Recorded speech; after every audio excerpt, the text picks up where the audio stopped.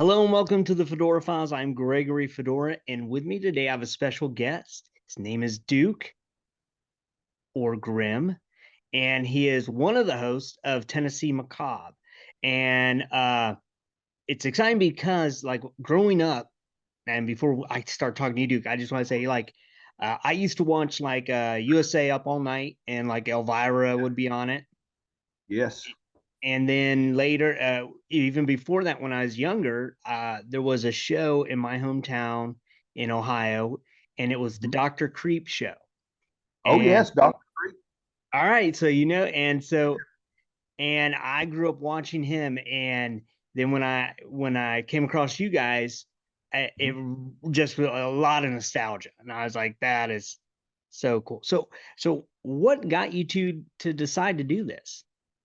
Well, Neil and I both grew up, and of course, we watched Elvira, we watched USA Today, but we grew up. Our local horror host in Chattanooga, Tennessee, was Dr. Shock and Shock Theater, and he was a station manager. His name was Tommy Lee Reynolds, and he blacked his eyes. His outfit looked a little bit like mine, and it influenced mine. He wore a cape and had a cane, and he had a co-host named Dingbat, who was a bat puppet. And of course, as a kid growing up, we ate that up. If you did not watch Shock Theater on Saturday night, you could not go to school on Monday morning because you would not be able to be part of the conversations. You know, Nice.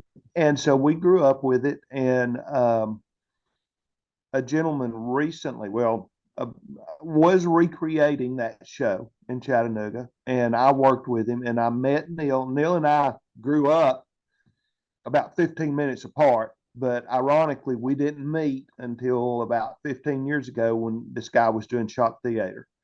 And I was involved in it for a little while and got out of it. And I called Neil and I said, man, I really want to do this. And he said, I do too. But the challenge at the time was number one, getting a videographer, and number two, finding a venue. Mm-hmm. And so we hashed this around. We laid with it for I think 2 years. We talked about it, and then walked in. I was doing an interview in my local radio station, and I walked in one day and I told the manager what I wanted to do, and he just kind of looked at me, and I thought, well, that didn't go anywhere. Mm-hmm. And I had to go back down there for something. I was working with the Princess Theater, and I had to go back by. And he said, "Man, are you ever going to come do that show?" So Neil and I got together, and we shot 3 shows. We were just going to do 3 shows and see how it went. We've been doing it ever since. Oh, that's awesome. So, Yeah. so when you pick, I see you do different movies, and Yes. so how do you decide on what movies you want to do? Like, Well, okay. So let's talk. Tingler is a network we're working with now. mm-hmm. And Tingler has some connections in Hollywood. So, and it's Tingler is about to start a Roku channel, I believe on the 24th. Okay. So it's kind of snowballing right now. And with Tingler, we have access to literally thousands of horror movies. Oh, Okay. that's awesome. Prior to that, in order to put a horror movie on our show, it had to be public domain. Mm-hmm. So we have a limited number of shows that we can pick from that either the copyright expired on and nobody renewed them, or they were in the public domain and fell out. Things like Plan 9 from Outer Space, Yeah. The Brain That Wouldn't Die, a lot of independent stuff, that sort of thing. Oh yeah. And so we just basically, Neil come along and say, hey, man, The Brain That Wouldn't Die is public domain. I love that flick. I watched it when I was 10 years old on Shock Theater. Let's do that. And we do it. Nice. And so that's how we picked. But now with Tingler, I can call Eulogy Mortem and say, hey, I want to do Salem's Lot. Can we get that? And she got it for us. And so Very cool. we wrapped up production on we wrapped up shooting on Salem's Lot last weekend, and right now we're editing and getting that show ready to come out. Oh, that's awesome. So, I mean, I love like the old classic movies, like when you mentioned Plan 9 from Outer Space. I remember in college that was like one of those where I think was it Tim Burton who did the Ed Wood movie with Johnny Depp? Tim Burton did an Ed Wood movie, yeah, with Johnny Depp.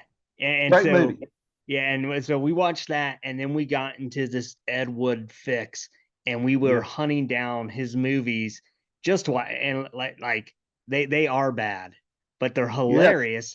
They're hilarious, and they're not even meant to be. I don't think. I mean, maybe he did mean it because I know he had a sense of humor, but I know that he also really thought he was an amazing director. I know he had yeah, these, so yeah. it was just pure joy. We would every weekend we would try and find a new Ed Wood, and I think we saw all of his films. We Right. were able to find copies, but I just remember like there's a couple of them where we sat through, and at the end we are like, I am so glad I was drinking because Yeah, this was a horrible movie. But yeah. And the thing I love about Ed Wood, okay, Plan 9, did it have horrible acting? Yes. yes, There was no continuity director, no continuity whatsoever. Um, the script writing was atrocious, but what the man was trying to communicate was 20 years ahead of his time. hmm He was making a movie with X-Files style content in an era when science fiction, the United States government stepped in and saved the day every time. yeah, So there's a grain of something there that makes it worthwhile. oh You yeah, know, it's horrible. yeah. But like I say the same thing. I tell people it's a horrible movie, but you gotta see it. You have to at least say you've seen it. And So you see it, yeah, and it's not the worst out there, no, no. There's far worse. which is a scary thought. Yeah, like I'm trying. I wish maybe you would know it if I described this movie. You could figure out what it is because it was a movie that I saw when I was young, and it's basically they're on this train, and it's like the Orient Express, but there's this monster on the train. Horror Express, Is that what it's called? Telly Savalas, Peter Yes. Cushing, Christopher Lee. We hosted that for Christmas our first year out. Oh my It gosh. it yeah, yeah. Like, and It's a that's great, I mean I for a long time. I mean, it was in my head. I remember it, and I vaguely remembered who was in it, and then but I couldn't remember the name, and so now I feel stupid. It was just simply Horror Express, but I kept up. Express. I'd always tell people, yeah, it was like the Orient Express, but a monster. And I remembered I think I would say Telly Savalas. And people are like, "What are you talking about?" They're like, "There's no way he was in something like that." I go, Oh "No." yeah, he So, was. He was. Telly Savalas went through a period. I think this was pre Kojak, where he did spaghetti westerns. He did two or yeah. three spaghetti westerns. Started working with Italian directors.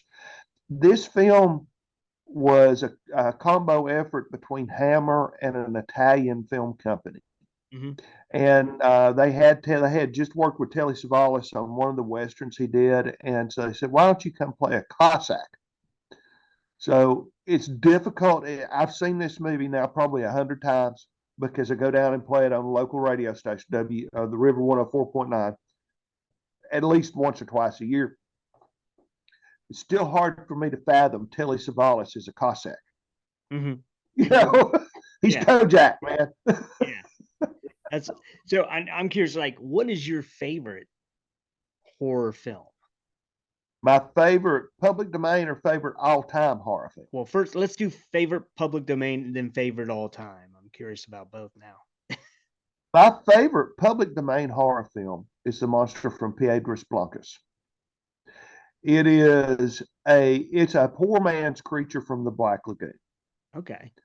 Oh, they get a little help. They make a rubber suit that's nowhere near the quality of the creature, the Black Lagoon's rubber suit.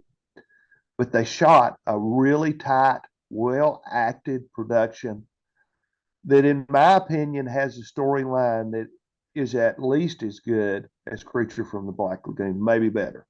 So Hmm. that's my favorite public domain horror film. Okay. Nice. Now, what Yeah. is your favorite, I guess, all time non-public domain? Favorite all time. Salem's Lot Hmm. has to be up there in the top 10. I love Salem's Lot. Um, Watched it when it aired as a miniseries in 1979. Um, got a great cast. It's a great storyline. Stephen King says that the book is his, of all his books, it's the favorite book he's ever written. Hmm. And he felt like the film adaptation of the book was one of the best film adaptations of his book. Okay.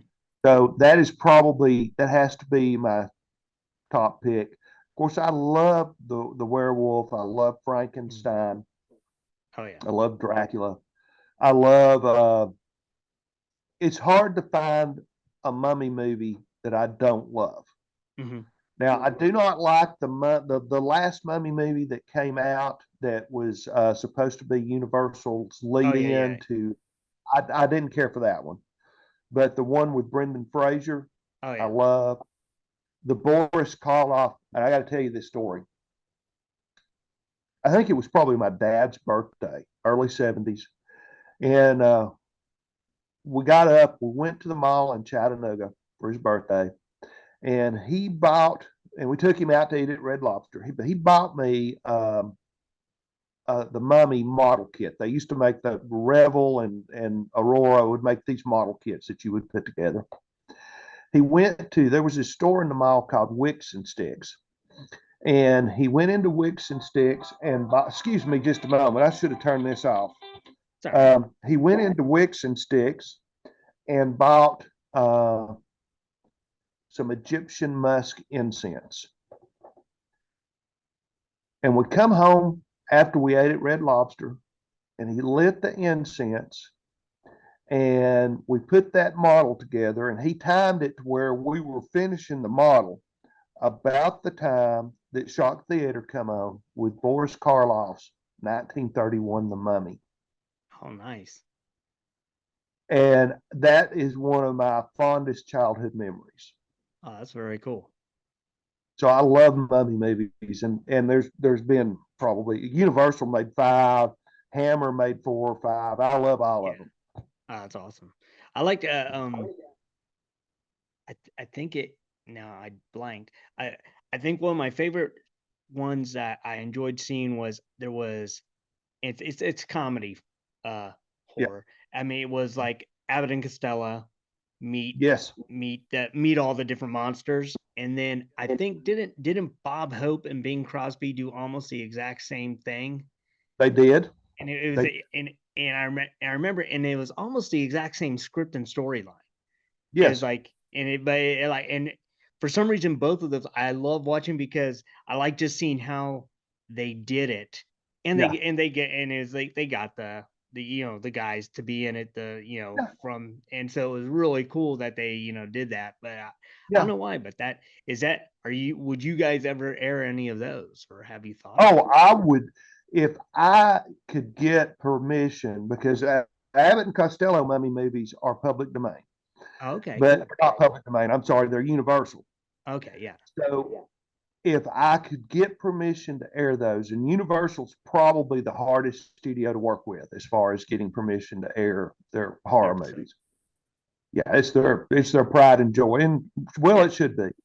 But if I could get permission to air the Abbott and Costello, meet Mummy and Abbott and Costello meet the werewolf, yes, I would be all over that. I love those movies. I Oh love yeah. Abbott and Costello. Oh yeah, they're all. Have you checked out Disney Plus's the werewolf one, Yes, Werewolf by Midnight? How do you like that? How do you feel about that? I love the comic book series, Hmm. and I enjoy that show. Yeah, I liked how yeah, that was another one I liked how they did it. That they Yeah, kept it very nostalgic, very 1940s, 30s type of film, yeah, yeah. even though it was a Marvel modern movie. And I like that they kept it that genre. And you know, that's another profound influence that I don't think of a lot. I used to go and I would grab Tales from the Crypt, Hmm. uh, the Crypt of Dracula, Werewolf After Dark, all those horror comic books. I love those things. You Oh yeah, know, I know that Neil did too. It's a big influence on him as well. very cool. Yeah, it's fun. I love what you guys are. So, where exactly? Well, like people I know, like in Chattanooga, but if people outside Chattanooga, how could they check out your stuff? Okay, we're everywhere. And I want to take a moment here and plug tinglertelevision.com. All right. Tingler Television is getting us, they're getting us shows like Salem's Lot. Hmm. We did The Mummy's Hand here recently. So they're getting us some really cool content that we can run. And our show airs on tinglertelevision.com every Thursday night at 8. So you can find that on your computer at 8 p.m. On the 24th, Tingler Television is going to have the only sponsored, Roku sponsored horror channel. So Nice. Tingler Television will be available on Roku and we will be on it. So you can find us there on Thursday nights. Very Tonight, Saturday night, I don't know when this will air, but on Saturday nights, you can find us at 10 p.m. Central Time, 11 p.m. Eastern on ITV Chattanooga, which is available for Roku and Kindle Fire, which cool. is that's kind of our local streaming station, and we've been on there now for a couple of years. Oh, very nice. You can also find us at midnight on Other Worlds TV, and just check the schedule for the Vortex. We're on the Vortex from time to time. That's an internet channel, Hmm. and of course we're also on Betamax TV on Roku. Oh, very cool. And Yeah. your website is simply TennesseeMacabre.com. TennesseeMacabre.com, and you can go to our website. There are links on our website to all of our social media. Please follow us and like us on Facebook, Instagram, All those. Tingler, Twitter, um, and then we have a Vimeo channel that has a lot of our content on it. So Okay. you can go on our Vimeo channel and stream some of our content. Very cool. Yeah, and I'll put the link to your website on this so people can click right to it and go straight from however they find me, like on Spotify or YouTube or wherever they go and check that out. Because I definitely want to get throughout. Because like I said, like when I was like looking at your stuff, it just brought back all the like Yeah. nostalgic feels I remember doing. And That's one of the things that we live for. We love it. It brings back nostalgia because that's what my family did on Saturday nights. We watched Shock Theater. That was our family time. So I love doing that. I know Neil is much the same way, and we want to create that for other people as well. We also want to keep this tradition going, and so we're exploring other shows that didn't traditionally air on Shot Theater, like Salem's Lot. mhm. Um, and we're trying to bring some newer content, stuff. Okay. When you tell me that Salem's Lot or The Lost Boys is classic horror, I want to slap you because to me, Mhm. that was just yesterday, Oh yeah, but it is classic horror now. yeah. And so we want to get a new generation of classic horror out there on horror hosted TV shows. Hmm. Oh yeah. And so we're working on doing that as well. Oh, very cool. That's awesome. Like, have it? Like, I'm wondering, like it'd be interesting if you could somehow, I don't know, Sam Raimi, how he feels, but if you did like the Evil Dead series, like did Oh, that would be I would do that. yeah. I would love to do that. Matter of fact, Bruce Campbell, there's a venue. I don't even know where you're located at, but Hmm. I'm sitting on the side of the Cumberland Plateau in southeast Tennessee right now. Oh, nice. Yeah. On the other side of the plateau, there is a venue called the Caverns, Hmm. which is it's a big cave that they've turned into a concert venue. Oh, cool. But Bruce Campbell is going to be live there showing some of his movies sometime in the next few weeks. I don't know when the date is, but this I love those movies. Oh yeah, they're I yeah, all his I love Bruce Campbell. Like, just I think I do too. I love Bubba he. Hotep. Oh yes. Oh my gosh, that is one. That is. I have that on DVD. That's I do hilarious. too. Like when like I love the JFK. I love and the whole thing and like it was hilarious. It's like Yes, ah yeah. yes, It's great stuff. oh that was good. And what was the other one he did? Something about is it Bruce? Bruce, They, no. I started to say Bruce Almighty. That's Yeah, not no, it. I know I what think you're talking about, but I can't where think he of the. plays himself and he fights the monster. And I can't Yeah, remember the name now, but it's another one where he goes out yes, and and I thought that was it. That was another one. All his yeah, things are like hilarious and good they and are. just so much fun. And That is something that at Tennessee Macabre we really like. There's a term psychotronic. I don't know if you're familiar with that term. mhm, It's kind of a nebulous term. It's hard to describe, but it's basically it's quirky horror. It's things mhm, like Bruce Campbell, very psychotronic. It's tends to be low budget, not always low budget. yeah, A lot of Mexican horror. We do a lot of Mexican horror that mhm, it's stuff that you don't normally see. And Bruce Campbell definitely falls into that realm of psychotronic horror. mhm. Yeah, I mean, it's like it's very niche in how he and how he acts it. It's like Yes, it's so yes. it's like perfectly his timing's great in all of them. He, It's his timing is great for horror and it's great for comedy at the same time, which is hmm rare. yeah, Not many people can do that. yeah, and it's like all of it. And the thing is, like one thing about like horror films and stuff, I think they're actually, uh, I, I'd like to say they're almost like an American thing that we kind of developed it, and now it's everywhere. But I mean, like I Yeah, think America, like well, Edgar Allan Poe, he kind of was the institute, the horror writing, really. I mean, you got Mary Shelley and stuff, but I mean, the detective, the like that yeah, macabre feel. yes. Like we got that. Poe begins it. Yeah, Poe and then begins it, and you have some European masters, and there is a brief period in the 20s where you have some German expressionistic horror. But the first horror movie is an Edison production of Frankenstein. mhm, And, you've got about maybe 5, 10 years where you have some really good German horror in the 20s coming out. yeah, But most of it originates at Universal Studio with Lon Chaney Sr. yeah. And I mean, and he was amazing. Like He's his amazing. his abilities to his master of disguise that he Yeah. was. So Tingler Television recently, Lon Chaney Sr. did a movie called London After Midnight. And the only copy of the movie, the only print, burned in a studio fire in 1967. So it's a lost film. And what Eulogy and her production people did, they took stills, they took existing clips, and they took a script and they put it all together to come up with a pretty good London After Midnight recreation. I oh watched that really? about 2 weeks ago. That was fantastic. Yes. Oh wow, that's crazy that they were able to do Yeah. that. I think it took them over a year and a half to put all this together.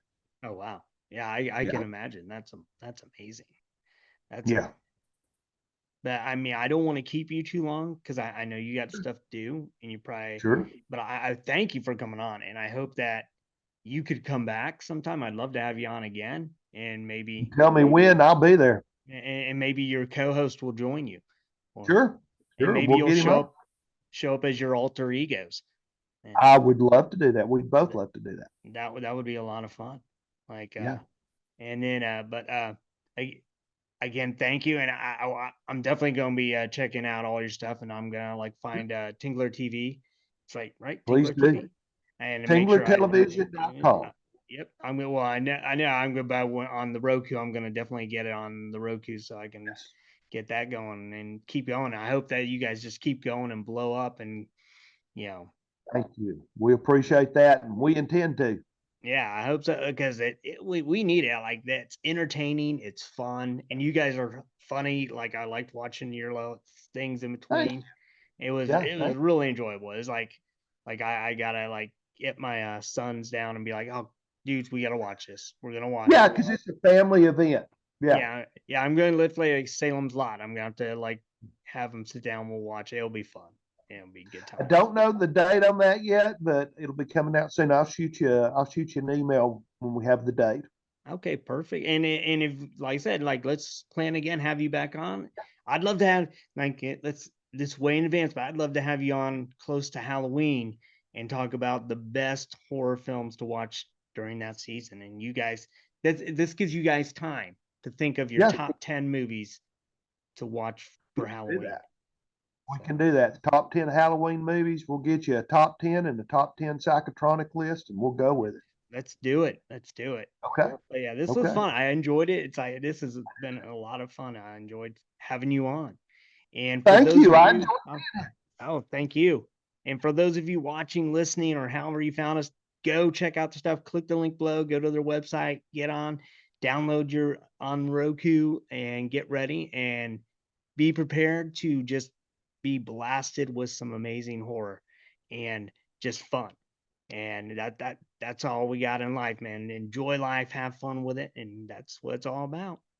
And Absolutely. yep. And until next time, stay safe and keep searching. The Fedora Files. Check out fedoracrt.com today.